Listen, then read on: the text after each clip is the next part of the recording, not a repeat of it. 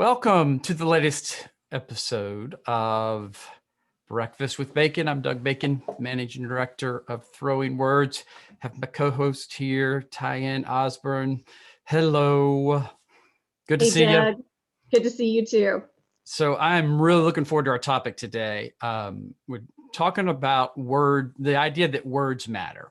And so, of course, having a company that I named Throwing Words would kind of lend credence to that, or at least show that that's something I believe in. And what made me think about it recently was talking with a client last week and just some feedback that he got. So he's co-founder of a firm, really just innovate. He's like just innovative when it comes to sales. And they pulled together all the 200 sales reps and leaders, managers and all that for one of their semi-annual conferences. And he was doing one of the keynote presentations and he was sharing something that he had realized that in their sales process, that if they shifted the way they thought about part of what they were selling, really, it would turn into like literally millions of dollars of additional revenue every year. So recurring revenue.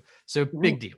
That's And huge. so he puts it out there, kind of talks through it, and everybody's engaged and he feels real good about it. And so afterwards, he's getting together with some of the organizers and they're debriefing it.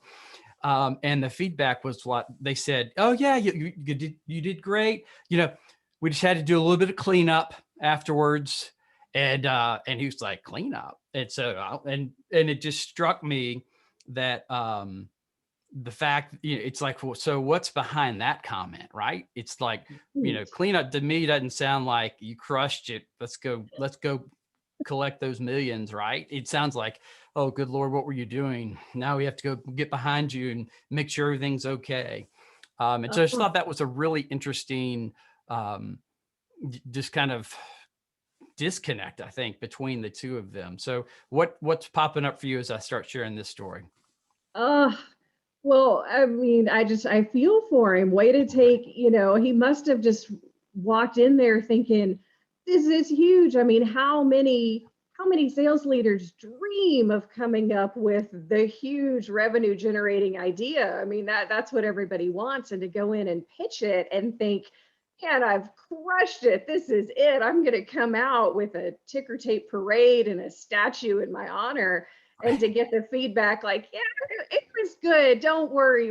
We're doing the cleanup. We'll get back to you instead. Uh, as when I hear that, I'm thinking, oh, I would be totally demoralized. Well, and he, like you, has a lot of those influencing and strategic thinking talents, and Oh, so before we started recording, you and I were kind of talking about it, and you had one theory based on your experience, kind of just with having that, again, influencing strategic, it's big picture, it's future, it's like we got to go fast because we want to make it happen, so don't get into the details. But you shared a story that I thought would be pretty interesting to hear. yeah. So, I was saying kind of early in my career, I received some feedback that was really interesting. And it was, Ty, you always get to the right answer, but we have no idea how you got there. And I thought, holy moly, it's a little bit of a backhanded compliment, right? And Doug, I mean, you just hit it on the head, because I do have those influencing themes, and the strategic domain is my secondary. And so, for me, it wasn't saying you don't have these things. For me, it was, you do have these things, but they're not showing up.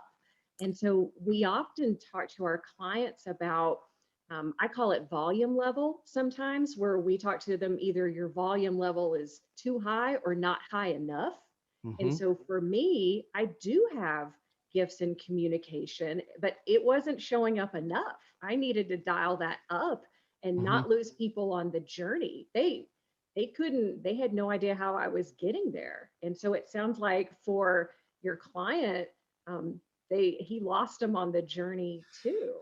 Yeah, I think the description was something about it was like a magic show. I'm reminded of my brother is a high school math teacher, and he has this great T-shirt that says, talks about kind of, it's like showing your work.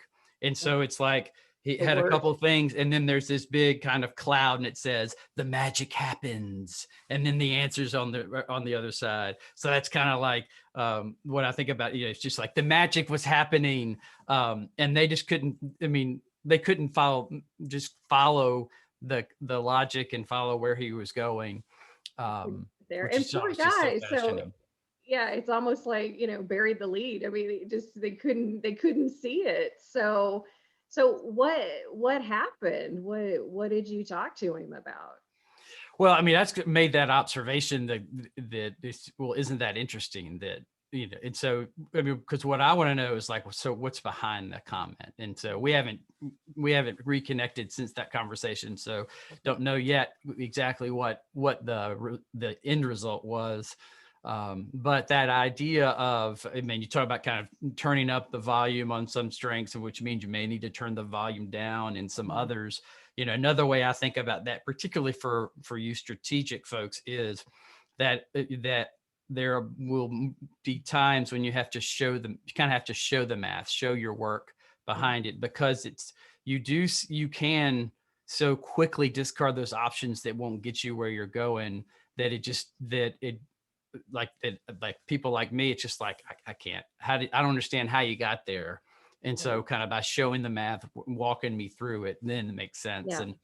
Um, and the reality is that, like with this client, but also just kind of thinking with folks wired that way, depending on what kind of supporting strengths you have, you may not have the patience, um, the fortitude, or even kind of the ability to do that very well, right? Right. Do you remember the old Kubler-Ross change curve? Sometimes in college, you got this in psychology. Okay, Um, I was a music major. Um, so I don't, what was is that, what was it? What is it you said? Could you repeat yeah, that, the please? Kubler-Ross change curve. So, all right. So, sorry, I was an economics major, so everything involves a graph of some Yes. sort. So, just remember the change curve of you start at a certain point and you're going along just fine, and then something happens. There's a disturbance in the force, right? Mm-hmm. And then you're like, what the heck? And then all of a sudden, something that was fine, you start going downhill. You're like, Mm-hmm. oh my God, this is not good. And then your whole world starts to collapse, right? Mm-hmm. And you start going, and you eventually end up in this trough where you end up in the pit of despair. and, and that's where some people can get stuck, Yes. where you're like the Eeyore, life sucks. Oh my God, I'm never going to get out of this. Woe is me. And then, Yeah. I mean, we saw this in the pandemic, right? Where people Mm-hmm. just went down, and some people are still there. Right. And then for some, you start to come out of it. You're like, well, maybe this isn't so bad. You start to see glimmers of hope. And then you can start to come out on the other side. And then ultimately, you get not back to where you were, but at a point higher than where you were. So Mm-hmm. there's kind of this change curve. And what can happen for people who have a lot of these strategic thinking themes is they can zip through this change curve at a pace that is very fast. So when we Mm-hmm. talk about people who are able to see options, they've actually processed through a lot of these changes before other people even are aware that Yeah. there's a blip in the force. And so you're right, when something happens, other people haven't even been aware that all these things. And so my high strategics, they've already processed through. They're like, don't even worry about it.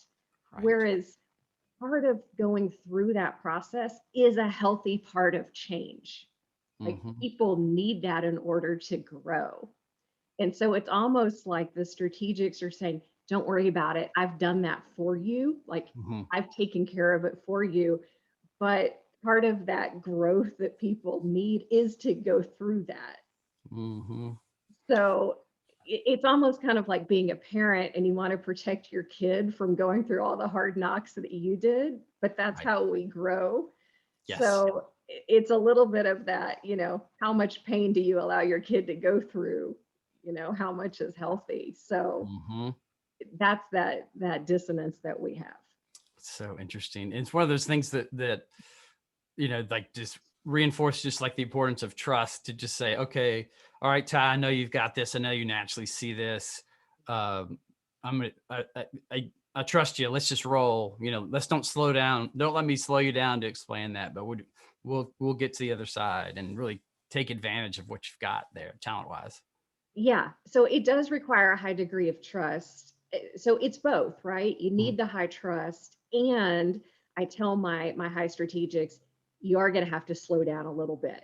Right. You are going to have to explain a little bit, because two things: you don't have a clear head. Other people cannot see where you're going. And the psychic method doesn't work. If I could put that on a t-shirt, the psychic method doesn't work. And as much as you think you're communicating, you're not. Yes. You're just not. And so you've got to slow down, probably to a level that's going to feel super slow to you. And Yep. it's going to feel redundant to you, because you've already processed through it.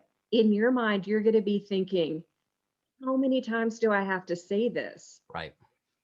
Yeah. So what I hear you saying is that, so as a high strategic, to know that in order to bring people along, one, you got to slow it down, and it's going to feel like it's really slow. But the importance of that, so that others can kind of connect the dots that you have just quickly can kind of flow through so quickly and move on to the next thing. And then I guess, and I think another idea would be, who's that partner for you who can ask the question and say, hold on, that doesn't make sense. Right. Yeah. The power of partnerships that we talk about all the time. Right. And so I think that partnership would be great to actually tap into a high influence person who is great at that change management, Mm-hmm. or, that really good trusted advisor, or even a great, complementary partner in a high either relationship or executing person who can say, wait a minute, I know this isn't making sense to these people. We're losing this Right. audience, or this doesn't make sense. How are we going to implement this? Yep. Yes. All right. So we got some good tips there for those high strategics, but then the others who need some more details and need some more dots or need more explicit, the dots Mm-hmm. being connected. Very good. So any final thoughts or words of wisdom to share with folks? I think we'll continue along that theme, as I know we've got some other word related things coming up for this topic. What a great segue to tee up our next podcast. We're going to continue this idea of just the point that words matter, and we're going to take up a couple of words that I've been thinking a lot about as we've been doing plannings for throwing words for the new year, and we'll share some more about that next time. So, Ty, great to see you, and everybody, we thank you for tuning in, and we'll look forward to connecting with you next time. Great, good to see you, Doug.